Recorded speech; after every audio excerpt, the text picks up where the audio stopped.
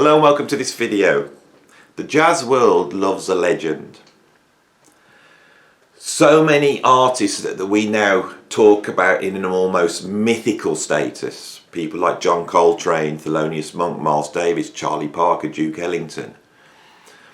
Artists that have this legendary status often, not always, but often, whilst they were alive, were marginalised by the very same jazz world, having to play small clubs for very low money, struggling with addictions, and living a very solitary nomadic life until often they met a premature death, only then to be lauded as a legend of jazz. In 1986, Bertrand Tavernier, the French director, made a film called Round Midnight, a fictional film about a fictional jazz artist who was played by Dexter Gordon. And it tracks that story. It's one of the great films about jazz. In that, Dexter Gordon plays a jazz artist, aging, struggling with alcoholism, struggling with lack of finances, struggling with a lack of fame, support, who eventually dies, and once he's dead, the jazz world puts on a great big tribute concert to which everybody turns up and all the jazz legends play. It tells a very sad story that's happened in jazz over and over again. In that film, there is a guitarist played by the guitarist John McLaughlin.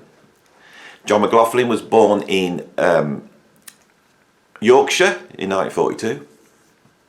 He moved down to London and first came to maybe not prominence, but he first entered the sort of music world in the burgeoning rock fusion prog scene that was going on in London at the time, which was really based around jazz and blues. Eventually, through his work there, he found his way to the United States of America, where he joined the Tony Williams Lifetime, and then went on to phenomenal success in the Mavish Orchestra, selling literally millions of albums. And that legacy has enabled John McLaughlin to now have a comfortable career, living a comfortable life out in Monte Carlo and being able to tour the world, not playing to jazz clubs, but to playing big theatres, to large audiences with high ticket sales. The guy has done really well. But when you consider that John McLaughlin is perhaps the greatest British jazz musician of all time, right? His status of being mentioned in the same breath as a Miles Davis, John Coltrane or Thelonious Monk, I don't think he occupies that status because he doesn't play jazz, because he's not a straight down the line conservative jazz musician. The jazz world has sort of put their hands up to him this whole time, but he's done very well for himself. Now, there is another British jazz musician that I would put on a par with John McLaughlin. These are perhaps the two greatest, most influential, important British jazz musicians in history. And the other one is, of course, Allan Holdsworth. Allan Holdsworth was born in 1946. Again, he came down to London in the late 60s, early 70s, and he started to work on this now slightly more developed fusion proggy rock scene, playing with the likes of Tempest, Nucleus, Soft Machine. He then gets an invite over to America and he joins Tony Williams Lifetime, and there he creates a sensation, right? Throughout the 70s, Allan Holdsworth is innovating an approach to composition, guitar playing, guitar sound, guitar technique, which is truly revolutionary. You have to remember that in the 1960s, with the advent of rock and roll and rock music, the idea that the saxophone and trumpet were the central instruments of jazz changed. The world started to look towards the guitar. And with that focus on the guitar, guitarists started to push the envelope of what the guitar was capable of. Both John McLaughlin and Allan Holdsworth are very important guitarists in pushing what was physically capable on that guitar, and also the application of that guitar style to a way of playing. In a way, they're polar opposites. John McLaughlin being a very accurate alternate picker, has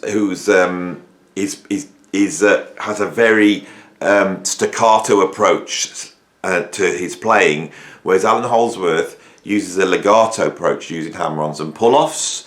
He's playing 4 notes per string, which gives him access to lines that you've never heard on guitar. But both of them are being inspired by jazz saxophone players, primarily John Coltrane. Allan Holdsworth is an autodidact.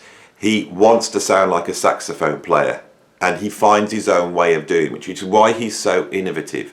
He comes up with his own harmonic system, his own way of putting chords and scales onto the guitar, and then creating compositions from that. He creates his own way of playing chords. He never strummed, he always pulled the chords, so it sounded like a piano player playing chords. And the lines he came up with, which were a mixture of a very certain way of overdriving the guitar, a very certain legato technique, and a facility to play speeds which at the time were unheard of. Now, he wasn't the only guy doing this at that time. There was a guitarist called Ollie Halsall, who was in a band called Pato, who was playing very similar legato style lines in the early 70s. Allan and Ollie knew each other, so they may have been discussing it, but the point is Allan was innovating this sound. Once he goes to America and he plays with Tony Williams' Lifetime, his profile elevates. He starts to then reach an American audience. Tony Williams at that time is not experienced the superstar success of a Stanley Clarke Chicory or a John McLaughlin, which is a shame. He's playing clubs, but it still gave Holdsworth some profile. And he then gets picked up and starts to do a lot of session work on some really classic albums. He plays with Gong, he plays with Bill Bruford, he plays with a whole host of people, most notably probably forming the prog rock supergroup UK. And this band really should have been Holdsworth's Mahavishnu Orchestra.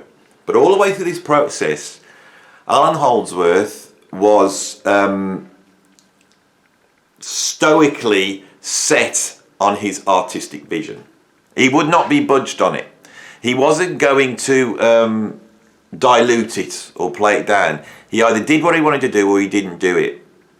Now, in that regard, he's very similar to John McLaughlin, but what John McLaughlin had with the Mahavishnu Orchestra is he was able to tie that music to a movement.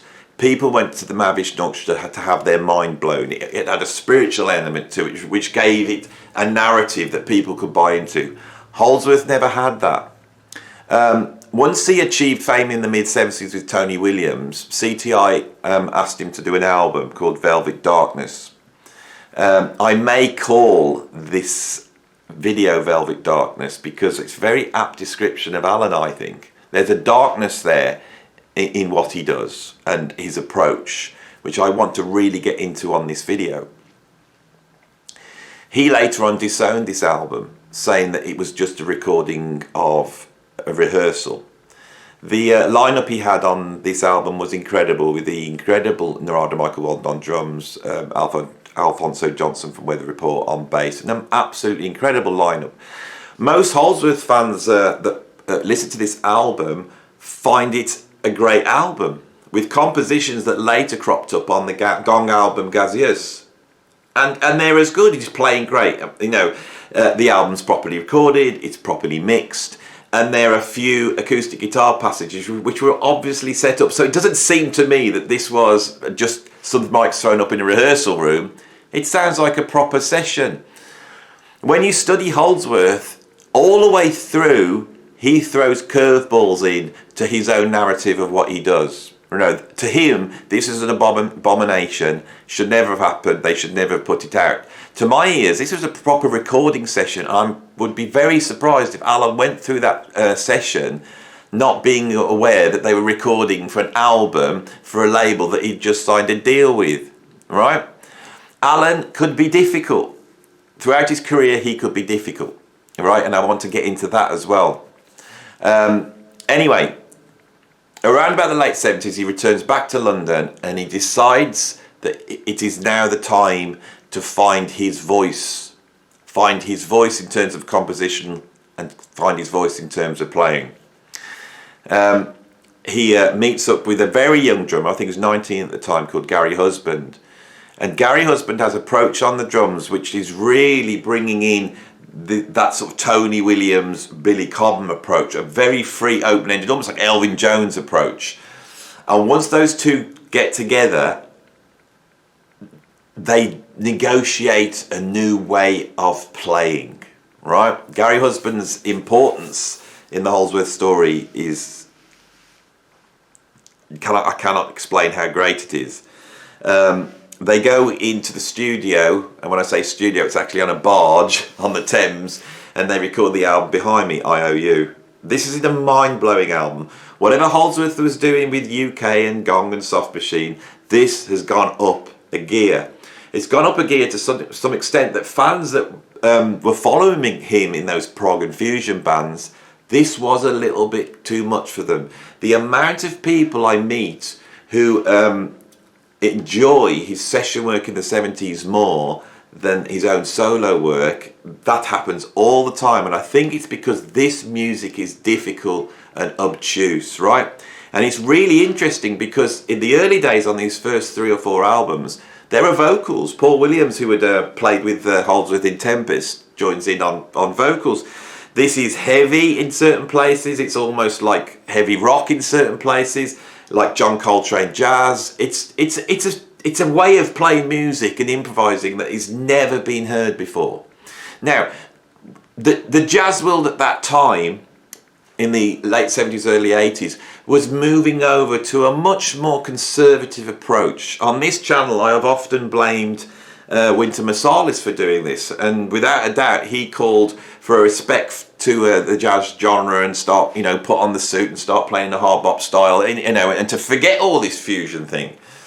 But as his brother Jason Marsalis has pointed out on a recent video, fusion musicians were doing the same with people like Chick Corea and Herbie Hancock, returning to a format that was much more based in the past.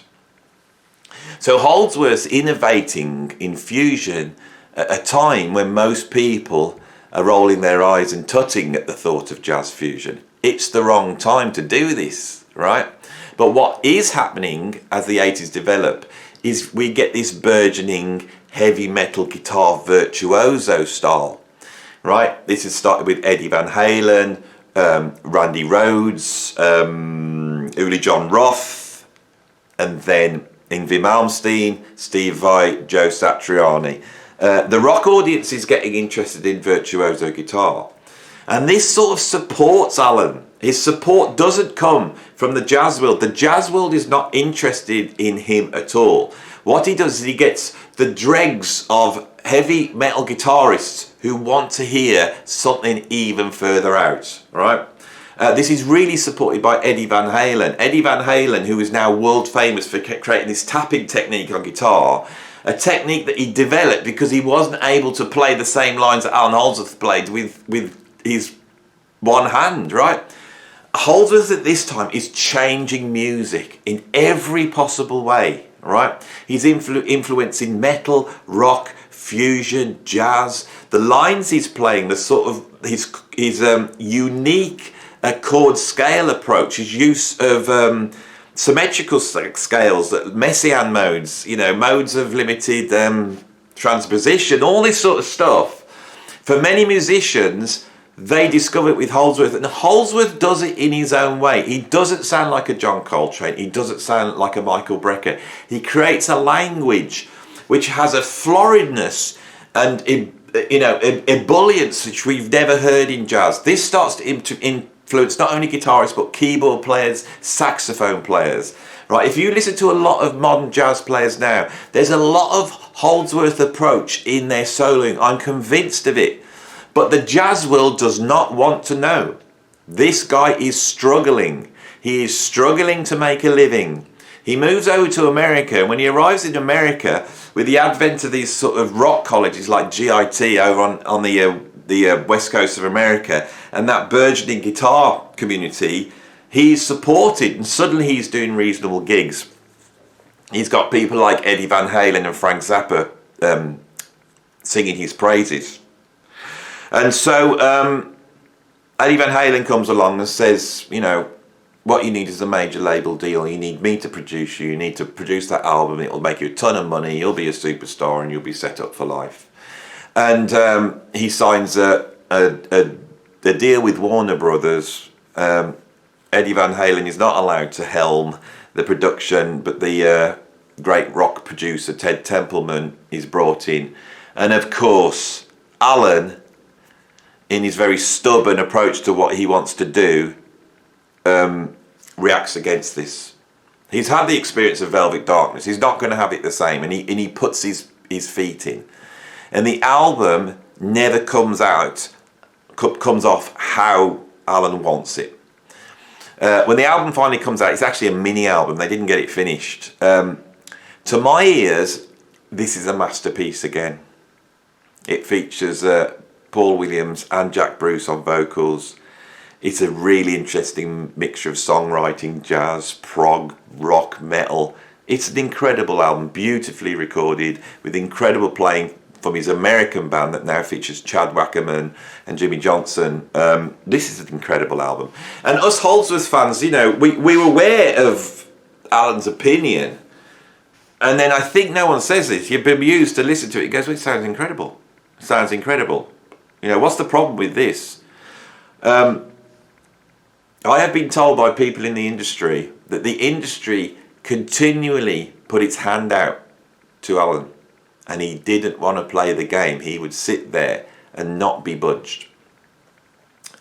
Signing to a much smaller label, his next album, Metal Fatigue, there is a lot of, I say a lot for Allan, there are some considerations of commercial appeal. It has a cover that would appeal to any self-respecting rock metal fan. It's called Metal Fatigue, which at once sort of pokes fun at heavy metal and what's going on at the time, but also has the word metal in. This is the album by which Allan Holdsworth is often discovered by rock fans. It's got some killer riffs on it and some incredible guitar playing. It's a masterpiece, right? I find these early 80s albums where he's playing with vocals, rock, jazz, far more interesting than the later albums. The later albums are masterpieces, right? But as he goes on, he then starts to really become interested in guitar synthesis. At the time, the technology is not great, and even though it's really, really expensive, you can't count on it live. He seems to struggle through the 80s trying to put out the message of guitar synths, because of course all these metal guitar fans, they're not interested. They want to hear the overdriven tone. They don't want to hear that. And I feel that on the albums Sand and Octavacron, he stalls. The addition of Vinnie Colaiuta, another drummer that was born to play with Allan Holdsworth on the album Secrets, it's an incredible album. All Holdsworth's albums are incredible. I'm trying to tell the story that I think when he was in a position in the 80s, if he'd just followed that Metal Fatigue thing through, he might have been able to amass more profile and been able to support himself better as an artist. But I think the combination of being ignored by the jazz world, being a strange outsider to the rock world, right? And his own stubbornness of not, what's the word, when you don't give in to something. What's the word? I can't think what the word is. To not compromise. That's the one I'm going for. You know, his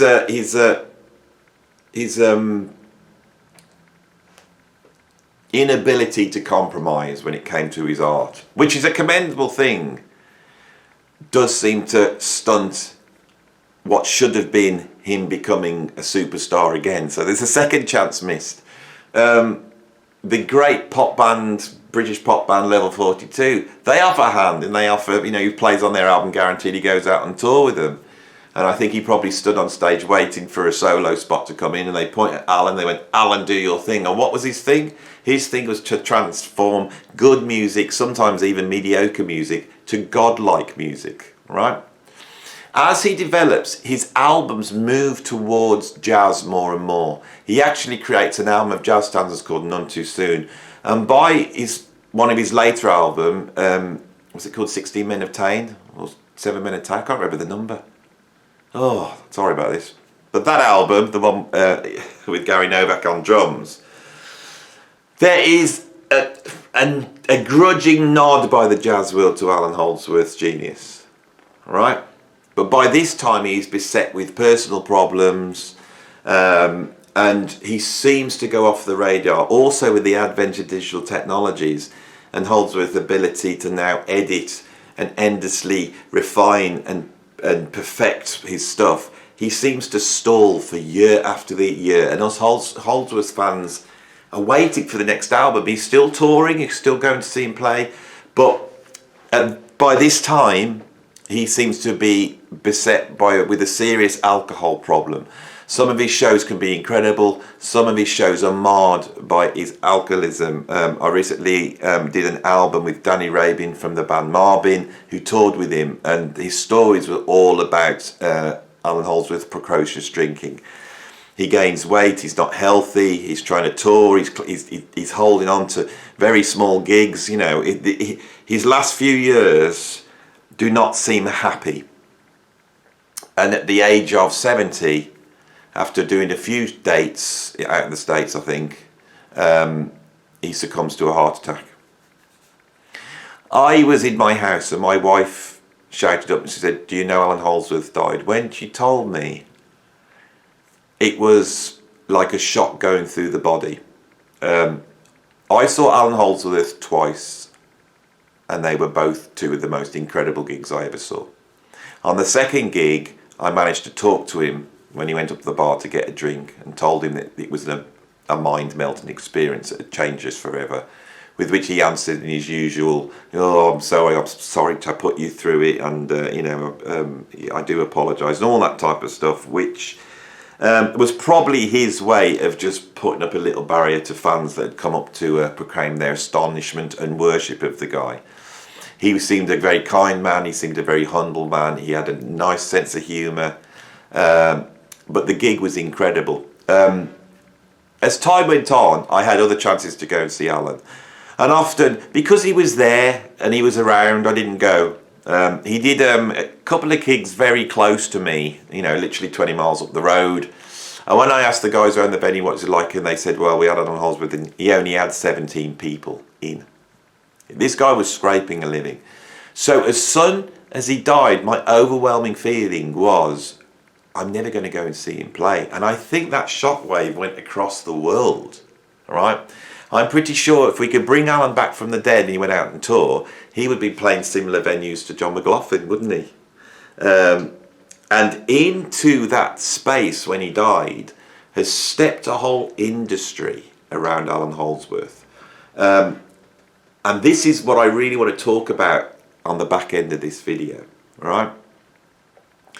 This industry is starting to put live albums out. This industry is doing transcriptions of his playing. There's people describing how to play like him, how to get his tone, every single solo he did, every single note he did. There's forums with people, you know, protecting the memory of Allan Holdsworth, protecting, you know, his legacy. I'm involved in a lot of this. And there is a whole sort of world mechanism around Allan Holdsworth. Another great guitarist that went on a similar path and died even more prematurely than Allan is Sean Lane. Sean Lane, one of the incredible virtuoso guitarists, one of my incredible creative guitarists. And a similar thing has emerged since Sean died around Sean Lane.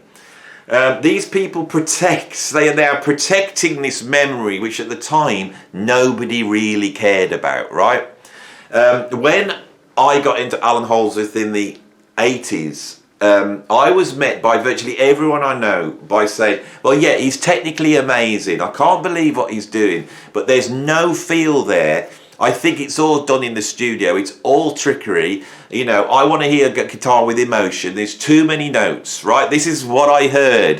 And I knew that that was just the guitar world seeing something that was so mind-warping that they couldn't deal with it. So they had to sort of box it up and put it in this box, right? But the influence happened. There was still many more open-minded musicians that wanted to, you know, drink from this incredible source. What source would it be? Allan Holdsworth source. Ooh.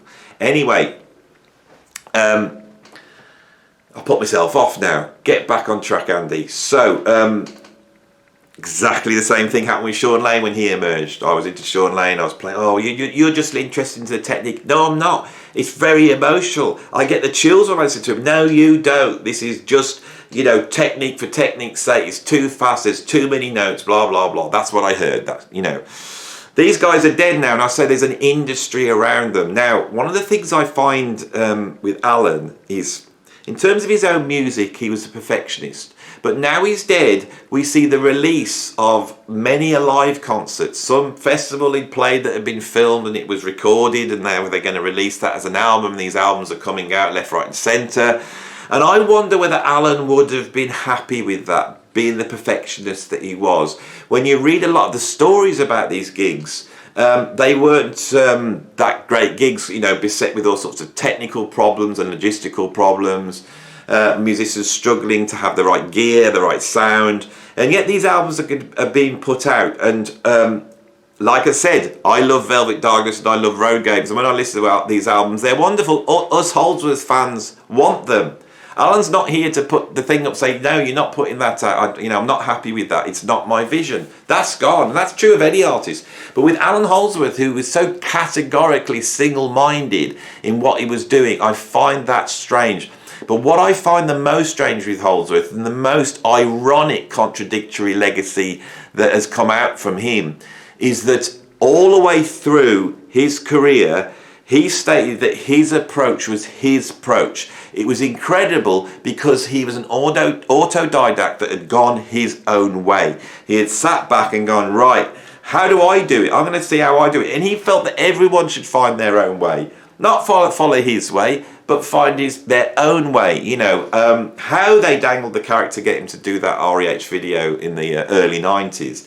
And in that, it's really interesting because he doesn't give much away, you know. Basically, he's using some scales and he's playing them all over the neck. But the way he's playing them, the way he's approaching the notes, the way he voices it, the way he groups notes, there's no explanation. That's his thing. Holdsworth, if he heard someone play a phrase that he played, he would stop playing that phrase, right? If he was alive now, he would not be playing. Because a whole industry has emerged around Allan Holdsworth, right? Where you could got videos where it will tell you how to play solos and what notes you should play and how he went about it. There's books coming out which cover it in immense detail. If you want to sound like Allan Holdsworth, there is so many books out there and videos and tutorials to explain how this mystery works, right? And those people that have amassed around this sort of legacy, their existence, their reason to exist, their reason to be is based upon that legacy, and they are protecting that legacy without a doubt. Now, how do I know this? Well, I'll tell you why. Because a few years ago now, I think, was it last year? Could have been last year. I got alerted to a guitarist where people were saying this guy is gone beyond Sean Lane, he's gone beyond Allan Holdsworth. It was a guy called Roy Marchbank. I checked his videos out, and not only his approach to legato and picking, he was doing both at incredible speed, but I was aware that the harmonic language he was doing, and also his approach to tone, which was incredibly unique, his approach to the way he coloured the notes and bent the notes, his approach to chordal playing, his harmonic approach was absolutely groundbreaking. And when I started to look at the comments surrounding him, I saw the same Luddite comments that I had seen back in the 80s when Holdsworth emerged. I knew it. And I'm a trained musician, I know what I'm talking about, and to see people say, oh, this is sped up, that's MIDI, it's been edited afterwards, look what he's doing. And I was looking and going, no, he's playing that. Are these people dumb? His fingers are moving, right? The notes are coming out. Look at the background, look at his face, this is not sped up, right?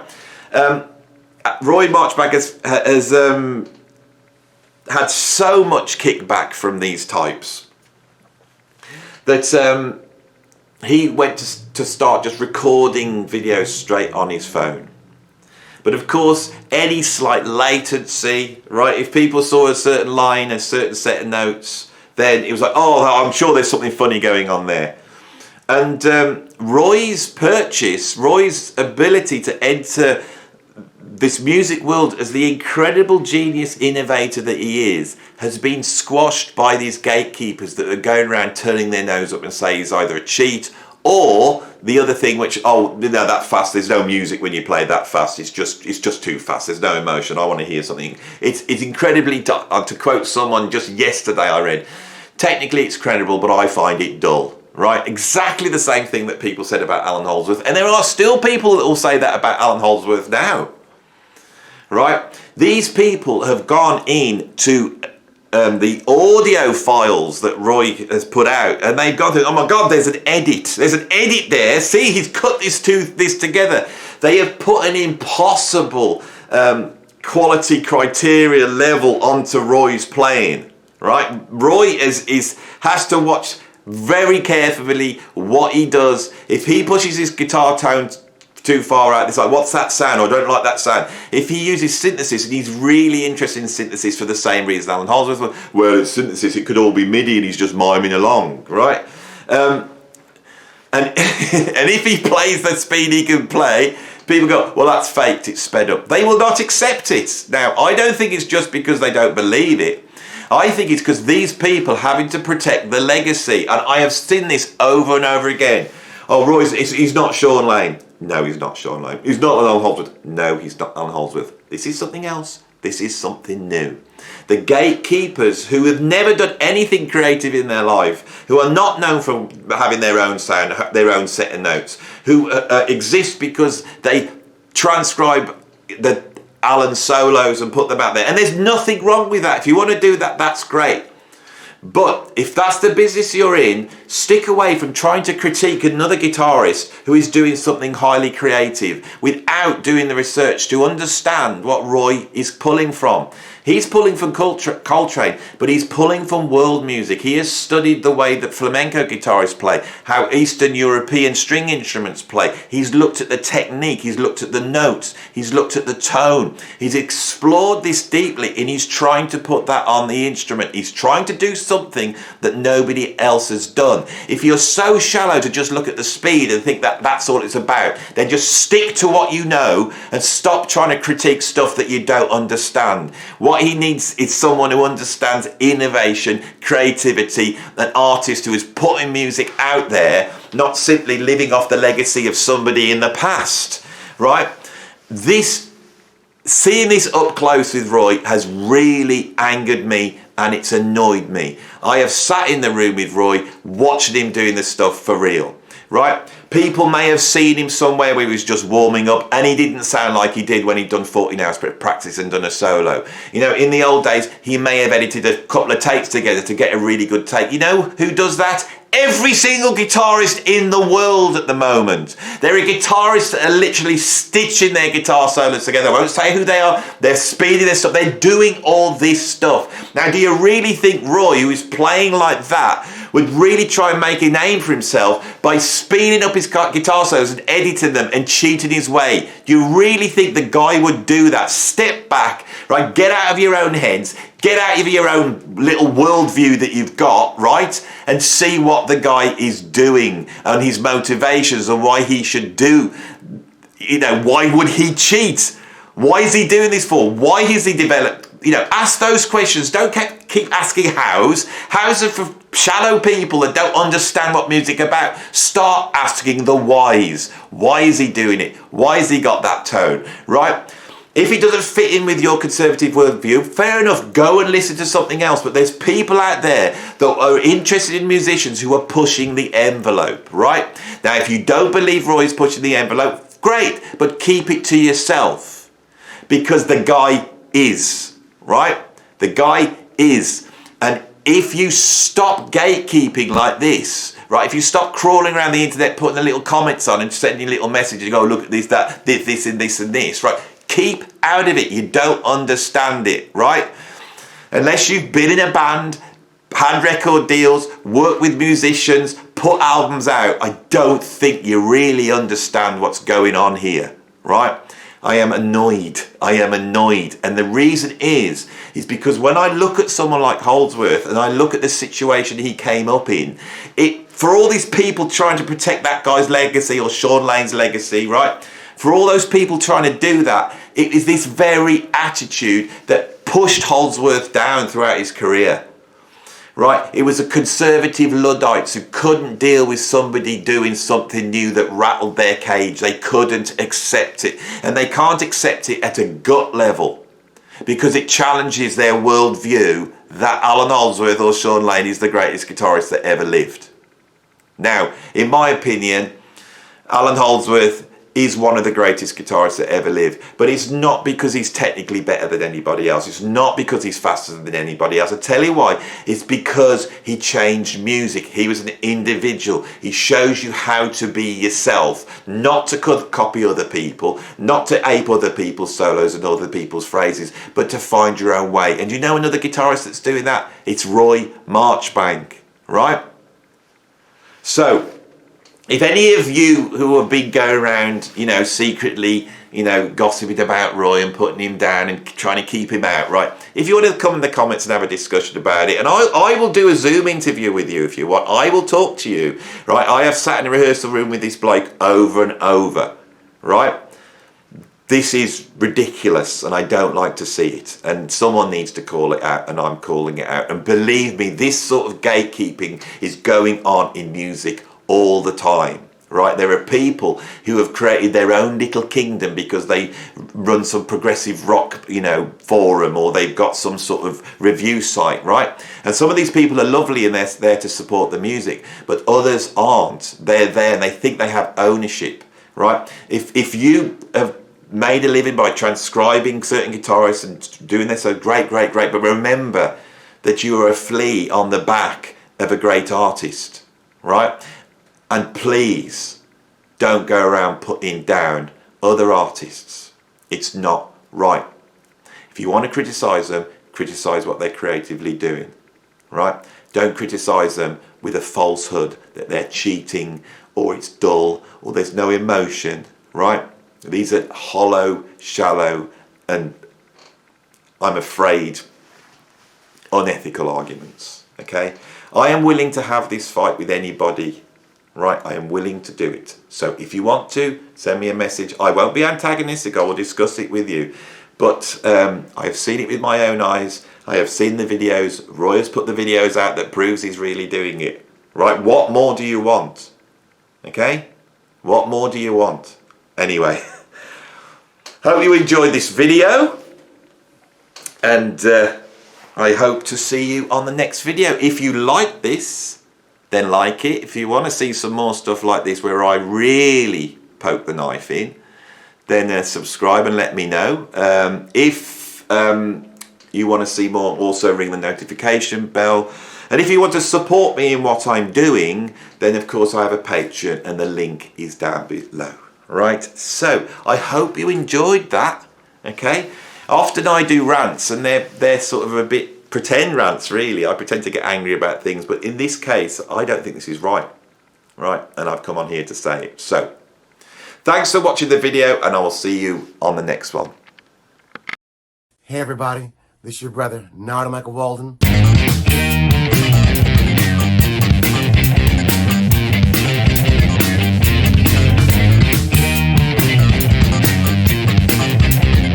Once we bring that in, once we've got musicians in the studio with a proper big moustache and a big black glasses and a fringe and long hair, once we have those in, they're not going to be prettifying themselves with quantize and auto-tune, and let's chop that bit out because I went a bit wrong there, and let's stretch that bit in and make that right there, and ringing up the bass player. Have you got your bass part yet? Now I've only been spending 3 months in my bedroom recording it for you.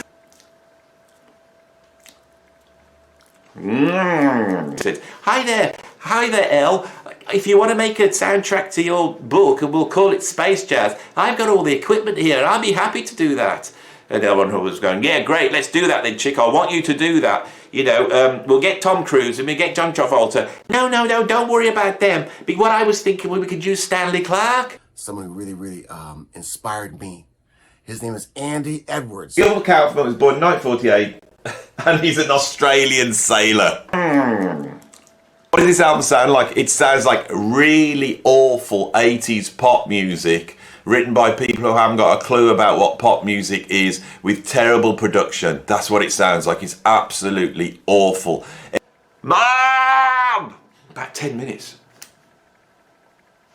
Mom! Mom! And I think, oh my God, my mom's pegged it. Nuno, I love you. Come on my channel for a chat. You went to Rick Beato, that's all great and good, you're right, but come and see me, come on here. Right, or at least put a message. If I got a message from Nuno Betancourt, I'm going back to my, like, late teen self now. If I got a message from Nuno Betancourt, it would be a fantastic thing. I'm a very intellectual jazz and progressive rock fan who studied music history in the cultural context. I am that, you know. I'm very serious.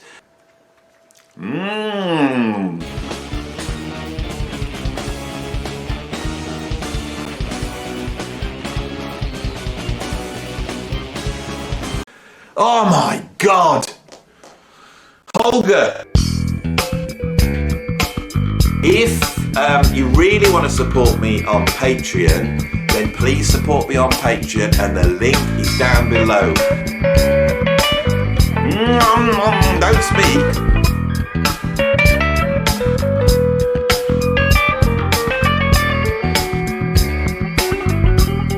God. Oh, are you still here, are you?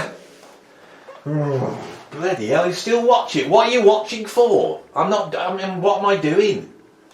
What am I doing that's so interesting you're going to watch it, you know? You know what, I'm not tidying up. I'm not going to tidy up. Nice sunny day, I'm relaxed. I've had a nice time chatting to you lot. Let's get back into this, shall we? Let's get back into this, shall we? So, yeah, for Valerie, wasn't it? No. Oh, God. Oh, Sid, you naughty man.